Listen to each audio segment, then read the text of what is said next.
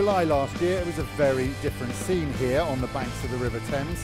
Not since the Second World War has Henley Royal Regatta had to be postponed, but when the pandemic hit, our intrepid rowers were forced to lay down their oars.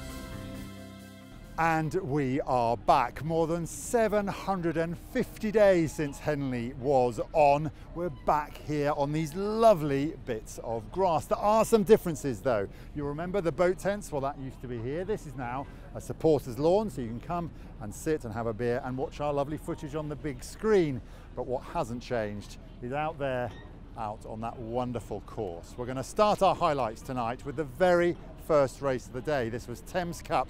It's men's Club 8, and for both crews there were lots of very poignant reasons why they were glad to be back on a start line. Let battle commence. Henley Royal Regatta 2021 underway, and past Temple Island they go. Big moment for Molesey Boat Club B against Tyne Amateur Rowing Club in this Thames Challenge Cup race. The eights get things underway.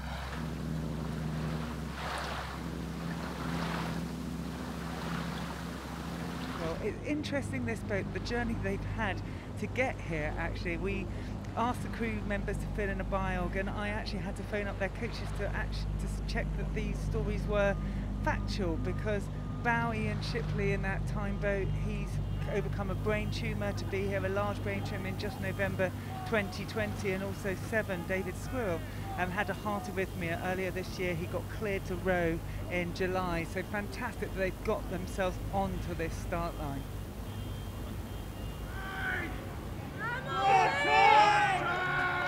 And you can hear as they're coming into the grandstand, the cheering coming in, the early supporters ensuring that they're here to cheer on their clubs, cheer on their crews. And you're right, they've put that push in, and now you can see the bow ball of the time boat is on about the stroke seat, and that's energising for the athletes. So they come towards us in this final piece. They've got the crowds cheering us. They're racing for the finish line, and Molesey have got the better of Tyne. Yeah, Tom Critchlow with a little glance over his shoulder to check on the whereabouts of Tyne. It's good news for him. It's good news for Molesey B, who are through the Thames Challenge Cup. That was heat number one, race number one on the card, and they managed it really well. They didn't overdo it. They've conserved a bit of energy. They'll have stiff opposition coming their way in the next few days, but that was a well-managed race by the Molesey boat, who are safely through. Whether it's the Olympics or Henley, and we are going to have some Tokyo Olympians competing here this week, the race can be decided in the very closing stages, the last desperate charge to the finish line just here. And if there's controversy in the race, well, that is decided at Henley just here. The competitor can put their hand up, protest, have some discussions with the umpire, a red flag can be raised, and that's exactly what happened in a heat of the Y-fold fours today. This is between Upper Thames and Nottingham. So as we come up to Fawley, still not much in it between these two crews. Obviously you've got Upper Thames, it's basically racing on home water. Nottingham Rowing Club, lots of history in this particular event. Yeah, I think Upper Thames, this is one of their strongest entrants into the club events for several years now. I mean, they won both the Y-fold and the Brit in 2014, which was probably the pinnacle of the club's involvement in Henley Royal. But I quite fancy this Y-fold crew on the left-hand side from Upper Thames. I mean, you can't miss them with those hats, but Nottingham putting in a really good innings here, keeping in touch by the looks of things. I mean, the camera can be a little bit deceptive, but to me, Mark, this looks like it has the makings of a good second half of the race. Yeah, there's 3/4 of a length there, as you've seen at Fawley, the kind of mark the ball went up. So it gives you some idea of how close the crews are. But it's just, you see they've just shown up there, they've just started to go for the gears, and maybe they don't have the composure to maximise their boat speed. Just because you had rated it doesn't always mean you go faster. I mean, there doesn't look like there's anything to choose between them. I think Nottingham might have moved into the lead, but it's by about a foot. There's nothing in this at all. Can Upper Thames respond now as they come into the enclosures? Nottingham have moved across. It's the last thing you want is have to put the rudder on as you come into these dying stage of the race when you're side by side. They're just impeding Upper Thames there. The Nottingham Rowing Club cross the line. We'll just wait for the umpire's decision on that. Some of the Upper Thames crews have got their hands up. Oh. Red flag. After a few minutes delay, the result was upheld and victory confirmed for Nottingham. So drama and controversy, and it's only day one. But Henley is also about dressing up. That's always been true, but there's added impetus for Henley 21 because we've all been locked down. I haven't worn a tie for months. So all the more reason to get passionately vocal about a close race. This is Upper Thames again, a local club in a Thames Cup, so that's Club 8's, this time against Northwich. So here the Thames Challenge Cup. We have Northwich Rowing Club on the Berkshire station and Upper Thames Rowing Club on B on the Buckinghamshire station. So both crews off to the start. Moving up to Fawley. We can see that Northwich has a slight advantage over Upper Thames Rowing Club B.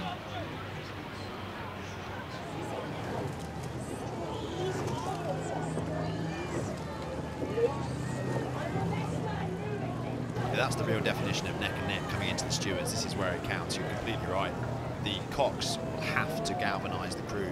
She or he has to call this right. They have to know when the right time is to move, and clearly my inexperience earlier saying that we should have your foot on the gas at all times. This is where the cocks will know, okay, this is the legs we've got, this is the physiological capability we've got to go through.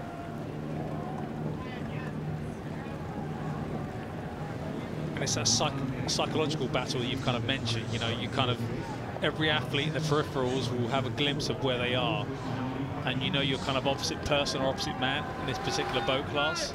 The 2/8s racing side by side.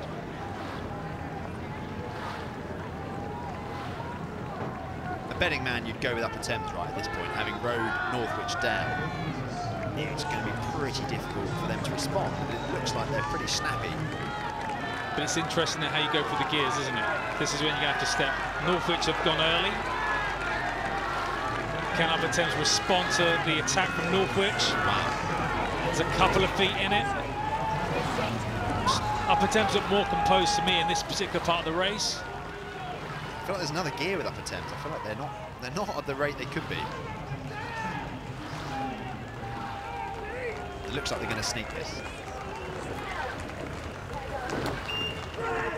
It's a great performance from Upper Thames B in the heat of the Thames Challenge Cup, as they've executed their race plan perfectly and have overcome Northwich Rowing Club to progress on to Thursday's racing.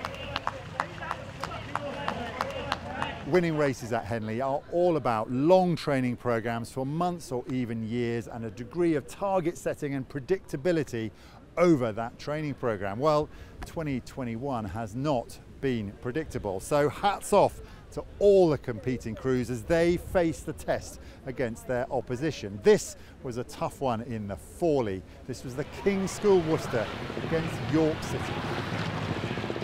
So York have taken an early lead in this race and maintained it, but the problem is the King's School Worcester are still in contact, and that's the most important thing we race in the Henley, side by side, one-on-one. It's being in contact with your opposing crew. Oh, just going for a wash there. Who's going to respond to that? Both crews look to stay composed, which is great. No mistakes there. Yeah, certainly a unique challenge that Henley presents. It's rare that you get, and that's a lot of wash to be fair. It's rare you get that type of interruption at the national schools. You can see both bowmen putting their heads out the boat, having a look at the other crew, weighing, sizing them up. You know, working out, is this the time to go? I mean, it is close, this. It's another really, really cracking race. And it's once again, who's going to be able to step through the gears? That's important. How do you move together efficiently as a unit? And gradually, as you step the cadence up or the rate up, take the boat speed with it. You have to say York have done a good job, because it looked like Worcester were going to row them down in the middle part of this race, and actually they've held them at bay. And coming into what is the final 200 metres, there's pretty much nothing to choose between them. Wow, look at that. Basically that distance has stayed the same for the second part of the course. They're looking at each other again. Try and stay in your boat, do your thing.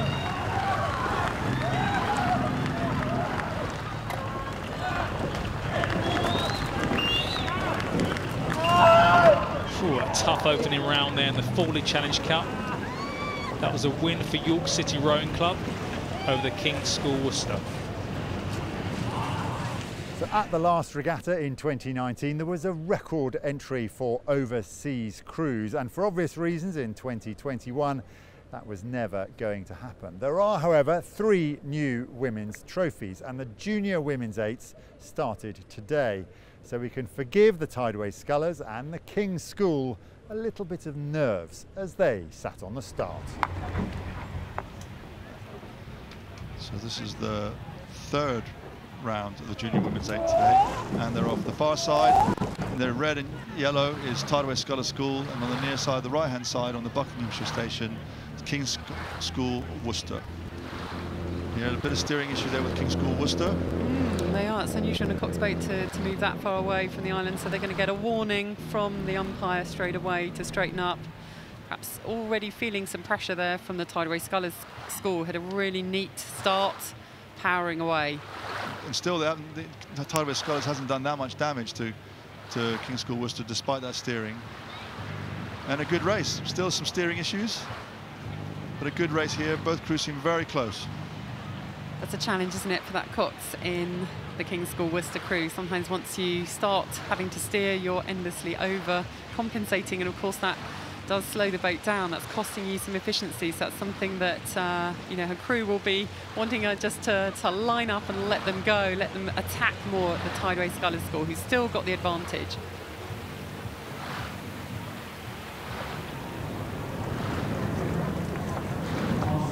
Coming in the last minute or so, they're coming down the enclosures. Tideway Scullers School are leading King's School Worcester, but what will the result be? This is where they'll be really digging deep now, thinking about those long winter they've had training for this, some of the experience they've all had in different junior events over time, the battles they've had, battling injury, battling illness, battling school exams, and now they're at Henley Royal Regatta battling for a place in Thursday's racing. Looks like Scullers may have just about got enough of this.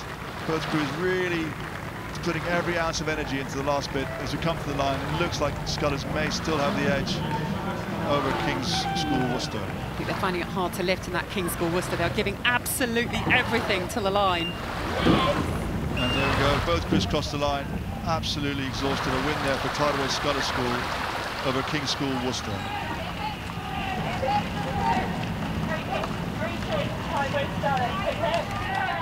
It's often the case that for the best races of the day, you have to wait until the afternoon session. That was certainly true for this clash in the Princess Elizabeth Cup between Shiplake and Radley. Radley College on the Berkshire station and Shiplake College on the Buckinghamshire station. And these crews will have raced each other many, many a time. And welcome Tom Morgan into the commentary box. Nice to see you. Thanks, Adrian. Looking forward to this one. This is going to be probably one of the races of the Wednesday. I totally agree. There's a lot of history between these crews racing each other. Radley first raced in this event 1938, or the regatta 1938. But Shiplake only 1984. It's a much more recent arrival at the regatta. Yeah, both real bastions of junior rowing in the UK. I think Radley in particular have had some exceptional Henley campaigns in the past decade, but not as strong as they have been in previous years this year. So I think Shiplake will be looking at this favourably, let's put it that way.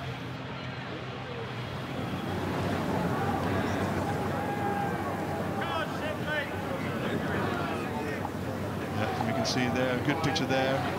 Shiplake College racing down here in the heat of the Princess Elizabeth Challenge Cup. Really, the rating's quite high, isn't it? They're really attacking this. Yeah, like we said, technically Shiplake looked like the more proficient crew, but Radley just using that power. But if we look at Radley now, their blade work, there's a little bit of discrepancy in where the crew is entering at the catch. It looks like Shiplake just a little bit tidier, and that style is starting to pay dividends as they think they're starting to move away as we come to the final few metres. Well, for a first time in Henley for a lot of these athletes, what a great experience to be involved in a really tight race straight away. Yeah, fantastic. Testament to the regatta to be putting on races of this calibre on a Wednesday. And both crews coming down past the progress board, 10 strokes to go. Radley about a length now behind Shiplake, but their efficiency just seems to be moving slightly further out towards the end of the race. And here as we come to the finish line, Shiplet College crossing the line. 3/4 a length ahead of Radley College in the PE. And you can see the athletes here, how hard they have to work for this result. Okay, and a really solid row to open up the regatta from Shiplet College. There was certainly nobody napping in a deck chair after that one, but if you thought that was close, what about this in the Forley? This is George Watson's and Hereford Cathedral School. A pleasure to umpire. So we are now on to the next of the quads, this time the junior boys in the Forley Challenge Cup, Hereford Cathedral School versus George Watson's College. It's George Watson's on the left-hand side, but now the right-hand side of your picture with Hereford Cathedral on the left, and a great tight race here, Neil. A great tight race. This is what we want to see, particularly early in the week when some races can be decided a little earlier than this point.